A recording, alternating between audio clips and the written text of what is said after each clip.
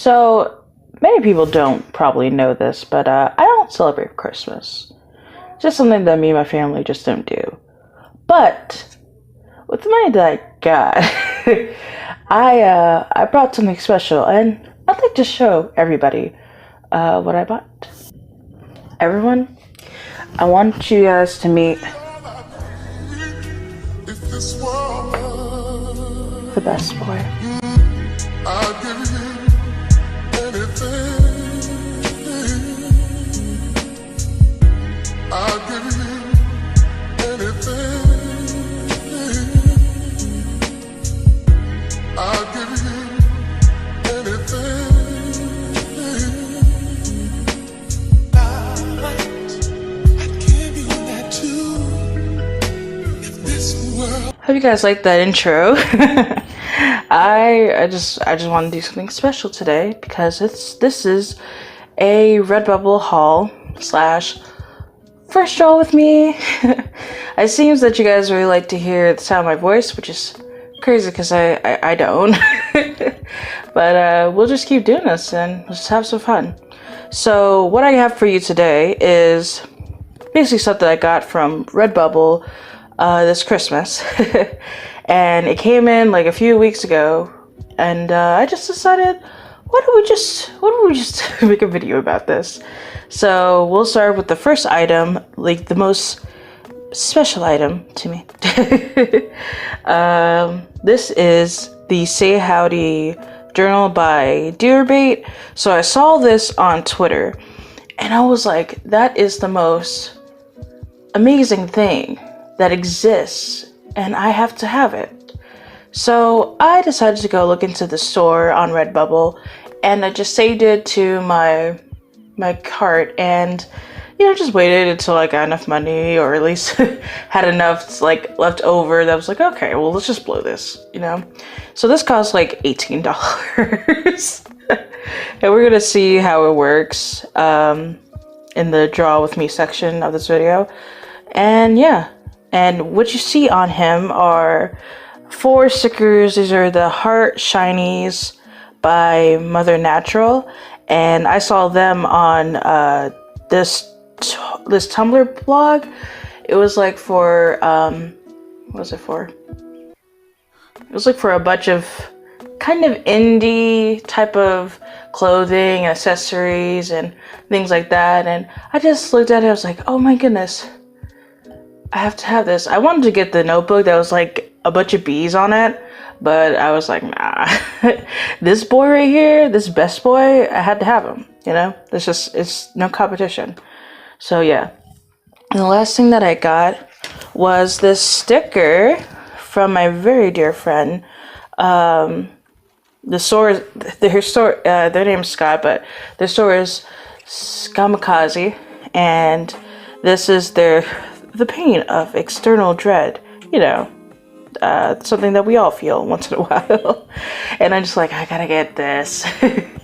And so I just decided to get a sticker. I don't know what to do with it yet. If you have any ideas, let me know in the comment section below. I was thinking about sticking this to another sketchbook or something like that, but till then, it's just gonna be like this because it is too precious and it's too sweet. I love it. So, without further ado, oh wait, I was right. So, if you guys haven't heard of Skamiikaze, they did an intro for Casey Golden a few weeks ago, and it is absolutely fantastic. I will leave you a link to that video, and also a link to all the stores that I've bought on Redbubble down in the description. So without further ado, let's just draw something in, talk about something. Hey, I'm back. It's been a few months, so this is going to be so inaccurate, but what happened was that I had an idea of what to sketch, but I want to refer back to it. And so when I looked back at my phone, the thing that I actually sketched was this kitsune mask girl that I got from, just being inspired by this mood board that I found. And it turned out that I was deleted because I had to make space in my phone to record, and that was part of the space. And so I was just kind of mad about that and just did other videos. But now I redrew it, and this is what it was supposed to be. Well, kind of. And yeah, we're just going to sketch this. It's gonna be so cool. I can't wait. I really like the mask part and the shoes and socks. It doesn't really look all together, but yeah, it'll be fun. Okay, so what I wanted to talk about was aesthetics, and I have a whole, like, research a lot of things about it. And so I just want to talk about that a little bit and, like, give my thoughts about it. So I really was curious while I was looking, like, why do we have aesthetics? Basically why we kind of cling on to things that are like, oh man, that's aesthetic. You know? And I think it's, well, I don't think, I looked at an article. And they were basically saying the reason why we hold on to these aesthetically pleasing things like that is, there's a few reasons, but here's like three things that we do that. It's to represent our values. So I think when we grow up, when we mature, or maybe not even mature, but like when we grow up, like from children, like babies, we have this kind of, we have things that we like, that we hold dear to, and we learn a lot of things from people that we know and the surroundings that we're in, and so we kind of gravitate towards certain things. And that's one reason why we have aesthetics and why they're so important. Another, and because of our values towards things, we gravitate towards things, towards objects and symbols that make our values more attractive to us, more beautiful, and yeah. It's also to form statements. Let's say that you didn't have a great upcoming. You know, it's been happened to a few of us. There's periods of our lives that don't always work out the way that we wanted them to. And I don't know that either.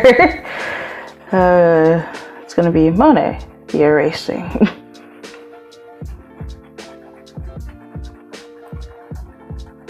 Yeah, I don't like that. Oh no.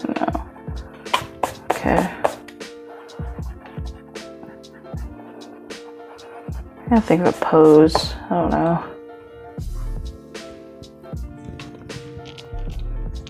Okay. I thought of a pose a little bit, but so yeah, I think those are two reasons to represent our values and to make a statement. Like, if you didn't have a great upcoming, or you know, you're living currently and it's not just the way you want it to be, well, sometimes you just kind of, I guess, lash out. Or even if you didn't come from like a bad background or anything like that, like, you have your right to have your own type of statement in this world.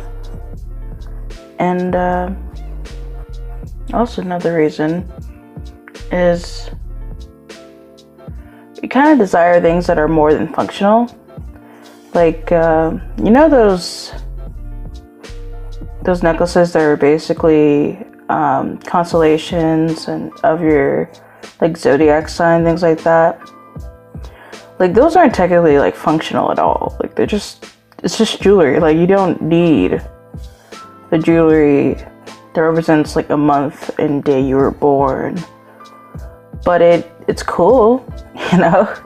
It makes you feel special. You just want not everything that you want is supposed to be functional, you know. So those are like 3 reasons why we have aesthetics. And to go in along with aesthetics, it's basically aesthetic design. Like why do people design things that look really cool but are just not functional in reality? Like, you know, certain Gundams, or like a lot of animes like have a bunch of like weapons that would not work at all in functionality, but they look cool in concept. So the different types of aesthetic design would be basically how visually interesting it looks. So let's say that you wanted to make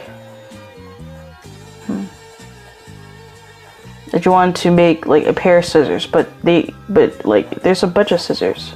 There are a bunch of scissors out there. Everybody makes scissors. Anybody can make scissors, but you want to make yours special by, you know, thinking about the colors and the shapes and, you know, the patterns and the proximity and like things like that. Like if you wanted to change it up and make these scissors like really fancy or really cool. Like I know this one company that actually I saw on Instagram, and they have these like scissors that are supposed to be like professional. They're like these cool colors and interesting designs, and I'll show you on the screen in a minute. And I think those are really cool. Like I'm sure they work just like regular scissors, and they're just regular scissors, but I think with the design and the attention that they have for it, like it's definitely worth what they're asking for, even though I don't feel it's very necessary to buy $500 scissors. You know, they earn it.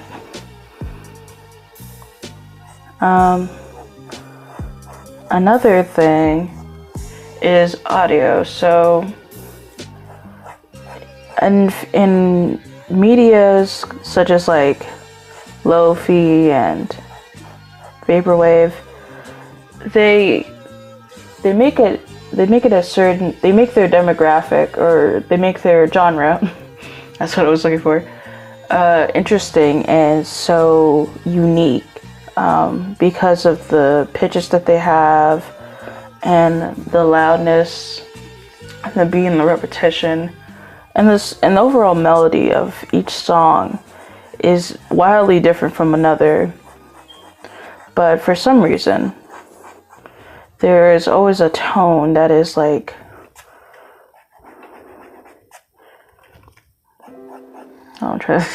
there's always a tone that is that hits the right notes, that always feels like familiar. It's the way that they kind of executed. Like, for example, everybody knows Home Residence Sound. I think it's for Sound. Everybody knows how that song goes and how it sounds, and it always, and for obvious reasons, the artist is attached to that song, made it sound familiar and things like that. So that, what is this? Oh my gosh. I'm gonna erase this again. I don't like it, no. Okay, finally got something. So what I was saying is basically Vaporwave and like Chill Hop and things like that, they all own Lofi, and they all have these certain tones that hit because it's intentional. It's all intentional. And so when they're able to successfully manipulate sound into making it like, wow, I've been here before, or wow, this feels like the future, or like, oh, this feels like the distant past. When they do that, like, and they do it successfully, it makes an interesting aesthetic that deals with audio. And then there's always touch, when something feels cool, or like when a shape or the temperature or the vibration of something feels interesting.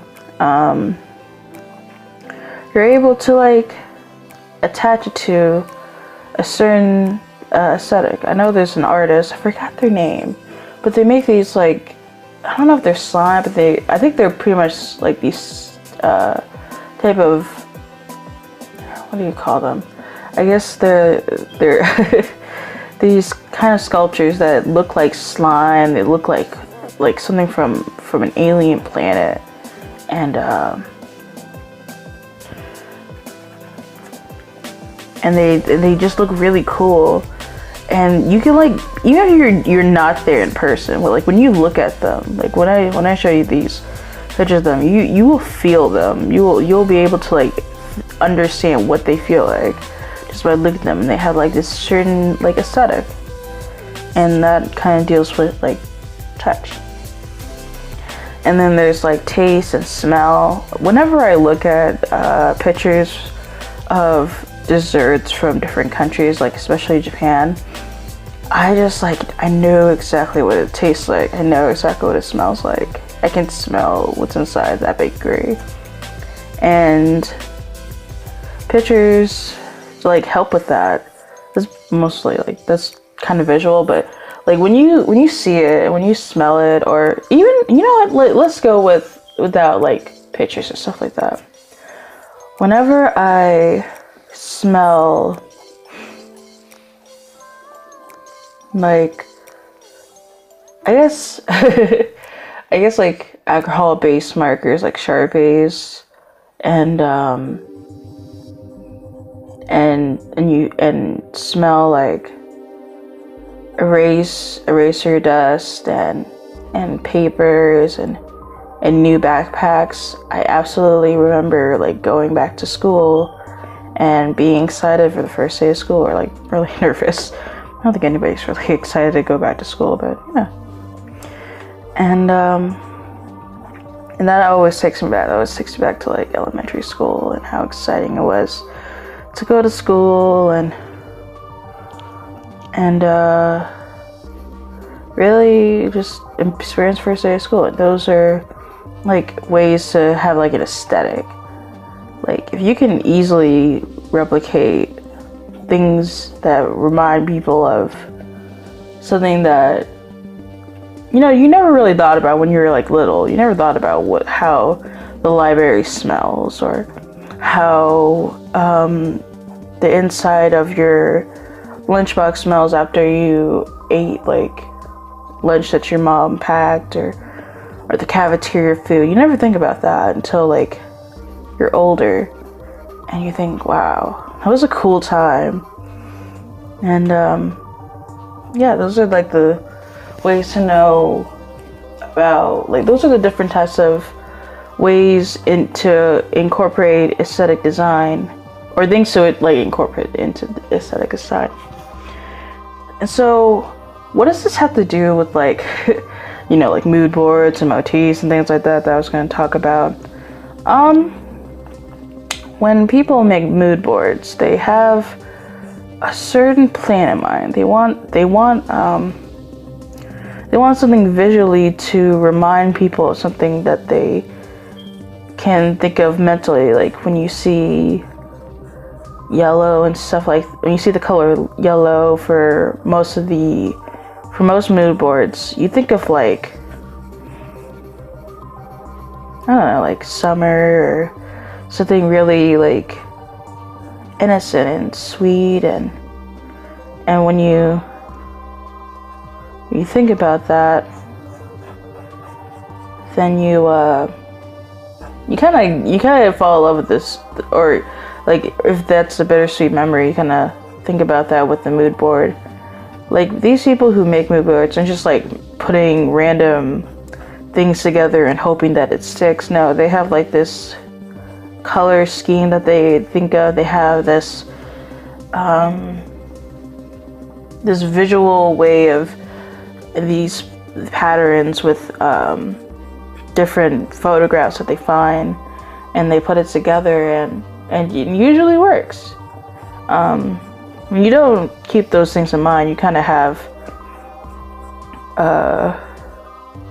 a board of like iterations and things like that. Those don't always correlate, but with a mood board, they all kind of go together.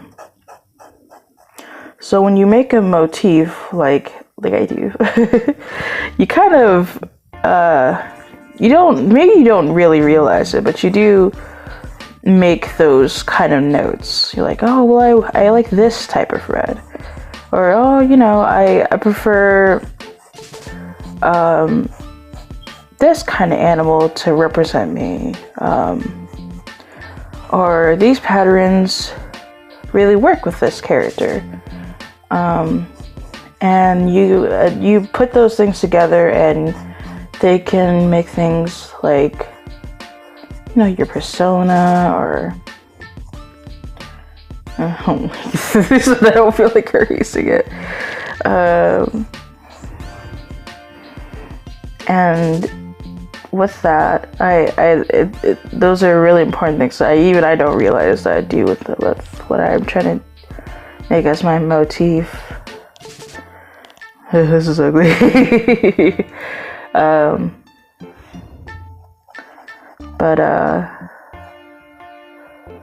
Yeah, because I it's really weird how I made my motif, but I started to realize that a lot of things that I like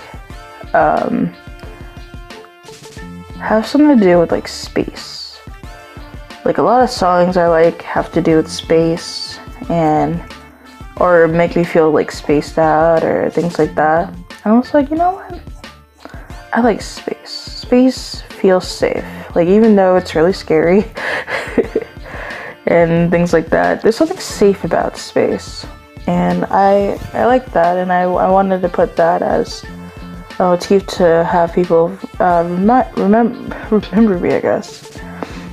And now that, like, you know, I like space a lot, and I think I know why. For a long time, when I was little, I always felt like I was alone, and even though I had like siblings and family, obviously, you know, and I always felt like I was different, and you know, I am. I think everybody is different, and that's okay. And I kind of felt like I was an alien.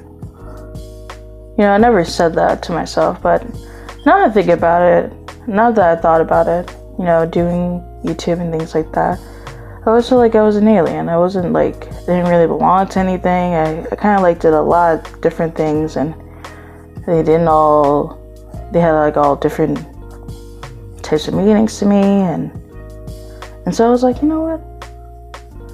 Okay, then I'll do that. Like, if that's the case, then yeah, maybe I am a little bit of an alien. Maybe I'm a Plutarian, you know? Like, I like Pluto a lot, too. They always say that Pluto isn't a planet and things like that. And you know what? Whatever. It's a lot of things. NASA says a lot of things. But you know what, to me? Pluto's definitely a planet. And maybe it's too small to be called one and everything, and it doesn't have like real satellites. But you know what, to me, it's a planet. And if it's a misfit, along with me, and it's alien to a lot of people, like no one really understands Pluto fully, like, then, you know, and that's with me. That's with Pluto. I'm with Pluto. Me too, Pluto. Me too. I don't like this sketch. I think I'm gonna redo this sketch. I don't know. Like, I want it to be like that, but it doesn't look like that. I don't know. You know, I'm just gonna keep it as is. I don't care. If I don't like it, I could just like redraw it.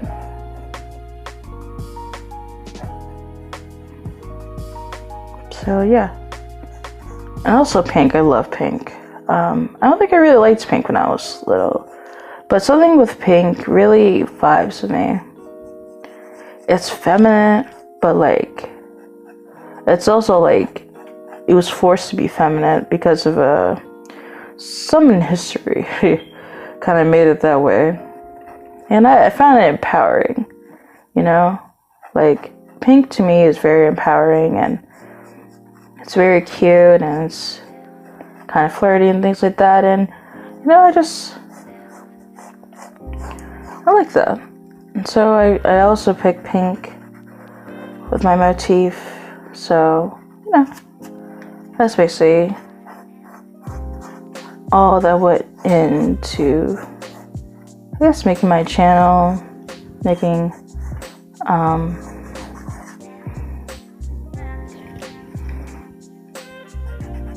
like things like that. And also I wanted to choose a name for myself.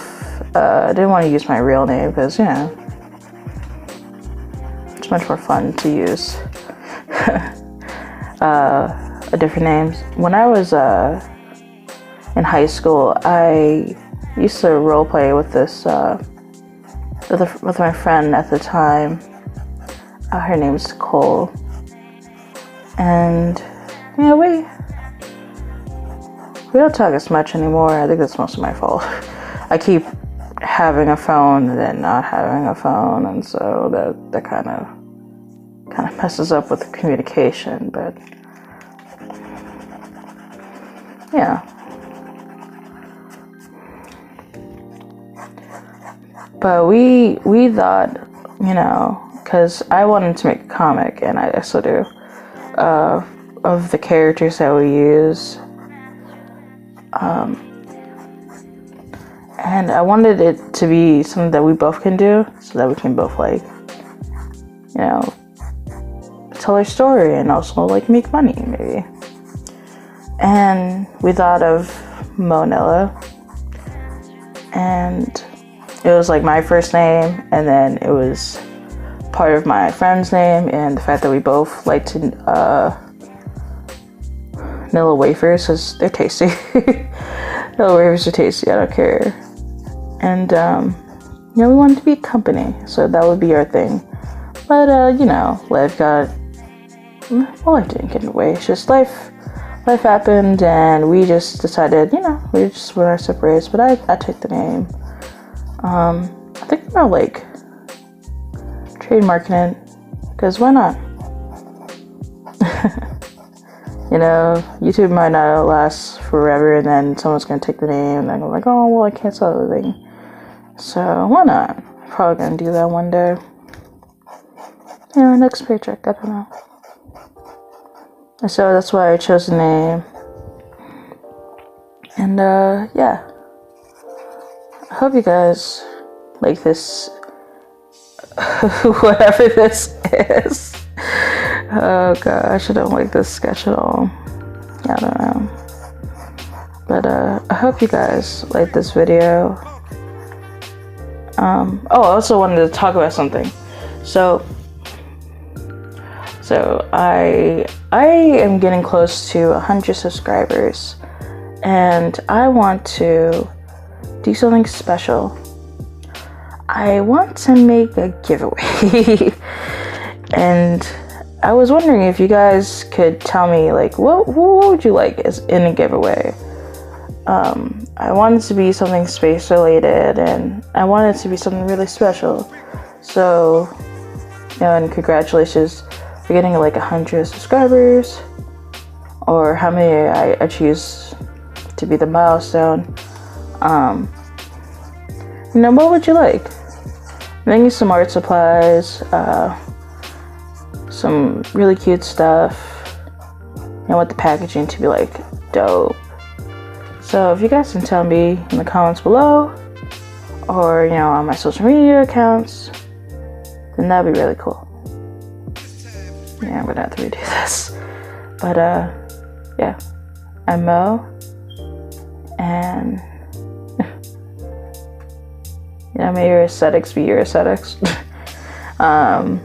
May the things that inspire you keep inspiring you. May you learn something new. But I'm Mo, and may your dreams sheep has stars.